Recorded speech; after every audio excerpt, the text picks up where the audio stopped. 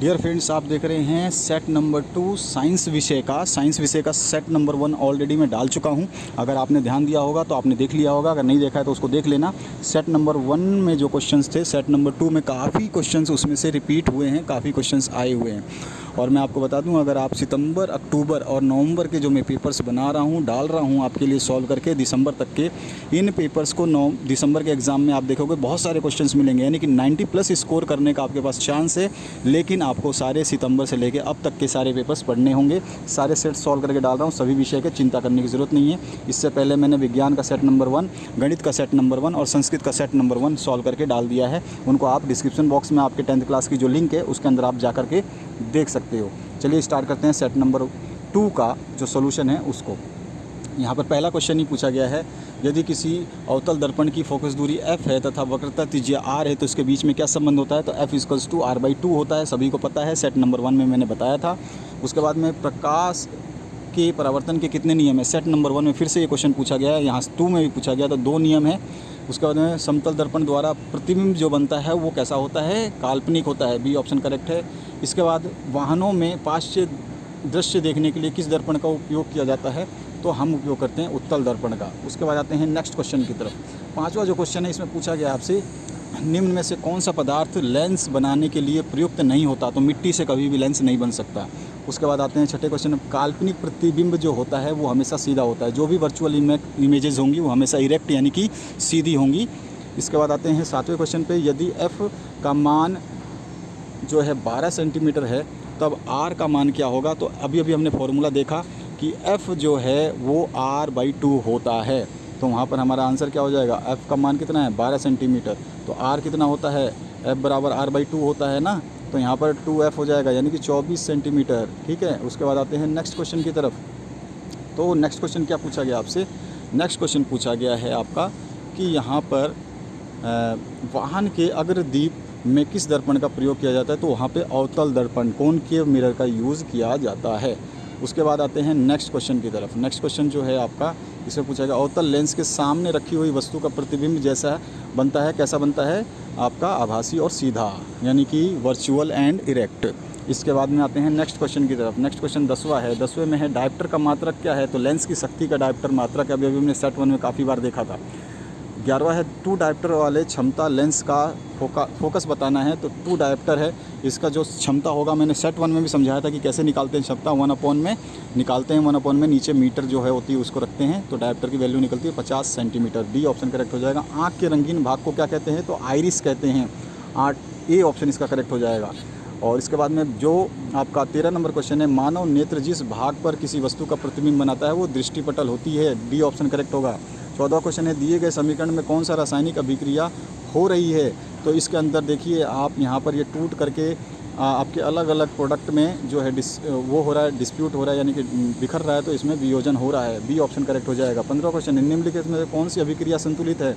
तो इसमें D option जो है ZnCuSO4 वाली अभिक्रिया, डी ऑप्शन संतुलित है। 16वां क्वेश्चन है, दिए गए समीकरण में किस पदार्थ का उपचयन तथा अपचयन हो रहा है? तो यहाँ पर जो है इस समीकरण में Cu और PbO का उपचयन और अपचयन हो रहा है।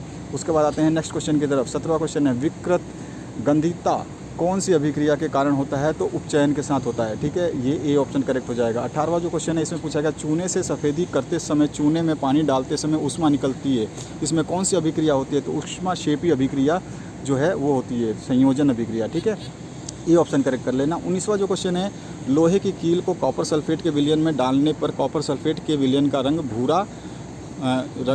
धूसर हो जाता है, भूरा हो जाता है। इस प्रक्रिया में कौन सी अभिक्रिया हो रही है? तो विस्थापन अभिक्रिया हो रही है, डिस्प्लेसमेंट रिएक्शन हो रहा है। इसके बाद में 20वां क्वेश्चन, निम्नलिखित में से कौन सा प्राकृतिक सूचक है? तो लिटमस जो है ये प्राकृतिक सूचक है। इसके बाद में आते हैं नेक्स्ट 21वां क्वेश्चन पे, निम्नलिखित में से किस पदार्थ में लिटमस पत्र डालने पर वो लाल नहीं हो जाएगा? C6H12O6 में ऐसा नहीं होगा कि वो लाल हो पाए। इसके बाद में 22वां जो क्वेश्चन है इसमें पूछा गया है, दिए गए लवण में क्रिस्टलीकरण का जल मौजूद है, किस में है? तो यहाँ पर देखिए आप H2O है ना, तो यहाँ पर CuSO4 × 5H2O, C option correct हो जाएगा। उसके बाद 23वां जो क्वेश्चन है, अग्निशामक यंत्र में किस लवण का प्रयोग किया जाता है? NaHCO3 का उपयोग होता है। ध्यान रखना है, बहुत अच्छे क्वेश्चन आए हुए हैं।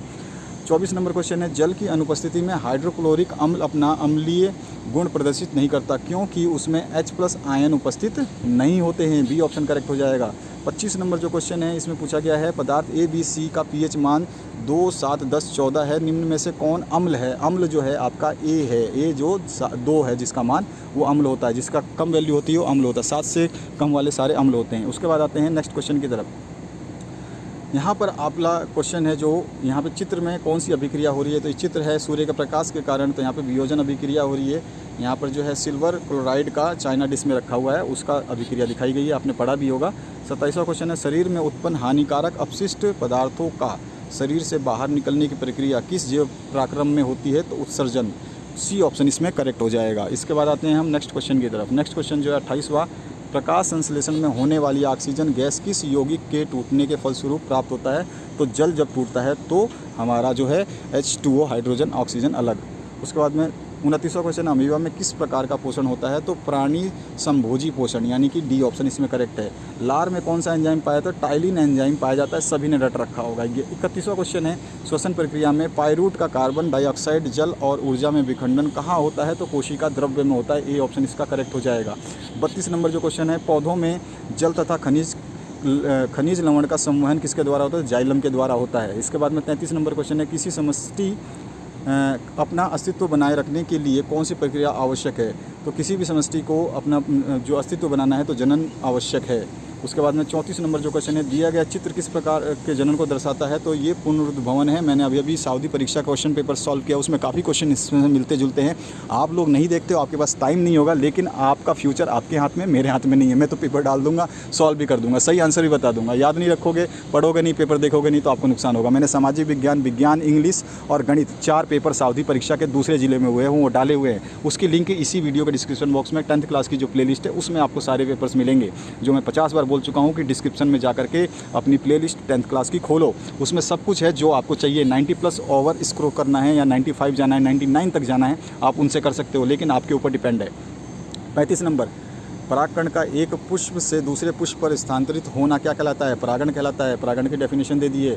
36 नंबर, भ्रूण को माँ के गर्भाशय में किस भाग से पोषण मिलता है, तो प्लेसेंटा जो है उससे मिलता है, प्लेसेंटा से, ठीक है, ये ऑप्शन करेक्ट हो जाएगा। 37 नंबर, एक उत्तम ऊर्जा के स्रोत की क्या विशेषताएं हैं, तो सी ऑप्शन करेक्ट है। प्रति एकांक द्रव्यमान अधिक कार्य करे तभी जाके एक उत्तम ऊर्जा स्रोत बन सकता है, यानी कि वो उसकी विशेषता यही है। 38 नंबर क्वेश्चन है, पवन ऊर्जा का उपयोग करने के लिए पवन की चाल कम से कम कितनी होनी चाहिए, तो 15 किलोमीटर पर आवर होनी चाहिए, तभी जाके वहाँ पर पवन चक्की यानी विंड मिल लग सकते हैं, नहीं तो वो काम नहीं करेगा। उसके बाद में है 39 नंबर, निम्नलिखित में से कौन साम्य ऊर्जा स्रोत है, तो ये है कोयला, ठीक है। उसके बाद में लास्ट जो क्वेश्चन है, पराग कोश में होते हैं परागकण होते हैं, बिल्कुल जी, पराग कोश में क्या होते हैं, परागकण।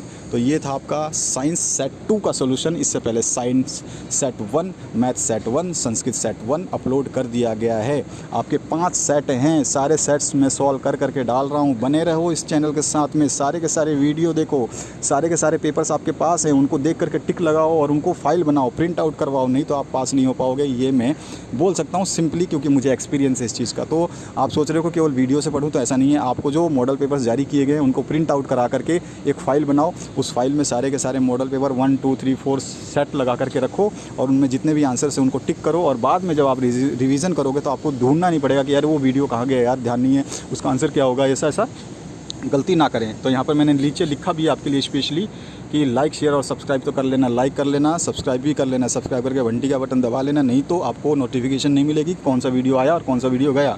और उसके अलावा सभी सब्जेक्ट के सॉल्यूशंस के लिए अपने डिस्क्रिप्शन बॉक्स में आपके 10th क्लास की जो प्लेलिस्ट है उसको ज़रूर देख लेना, सब कुछ मिलेगा। मैं बार बार कहता हूँ प्लेलिस्ट देखो, पता नहीं बच्चों को समझ में नहीं आता कि प्लेलिस्ट कहाँ होता है, डिस्क्रिप्शन बॉक्स क्या होता है।